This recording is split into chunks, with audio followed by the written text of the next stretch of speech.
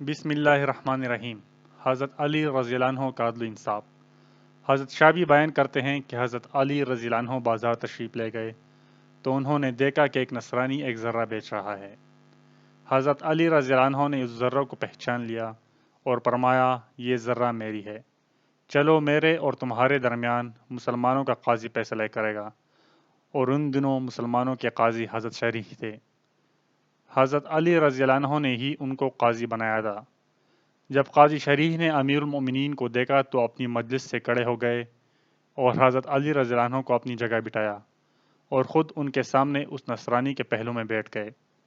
حضرت علی رضی اللہ عنہ نے کہا، اے شریح، اگر میرا فریق مسلمان ہوتا تو میں اس کے ساتھ بیٹھتا، لیکن میں نے حضور صلی اللہ علیہ وسلم کو فرماتے ہوئے سنا ہے کہ ان غیر مسلم ذمیوں سے مصافحہ نہ کرو اور ان کو سلام کرنے میں پہل نہ کرو اور ان کی بیماروں کی بیمار پرسی نہ کرو اور ان کی نماز جنازہ نہ پڑھو اور ان کو راستہ کے تنگ حصے میں چلنے پر مجبور کرو۔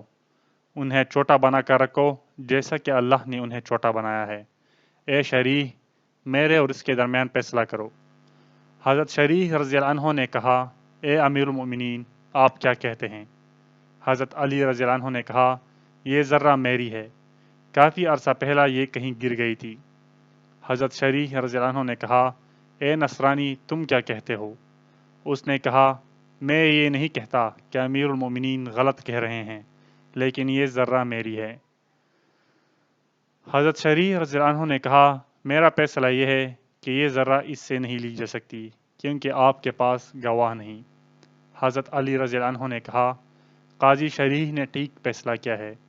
اس پر نصرانی نے کہا، میں گواہی دیتا ہوں کہ یہ انبیاء والے فیصلے ہیں کہ امیر المومنین اپنے ماتحت قاضی کے پاس آئے اور اس قاضی نے امیر المومنین کے خلاف فیصلہ کیا۔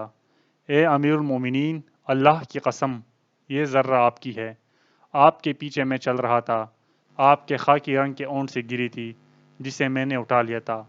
اور پھر اس وقت نصرانی نے کلمہ شہادت پڑھی۔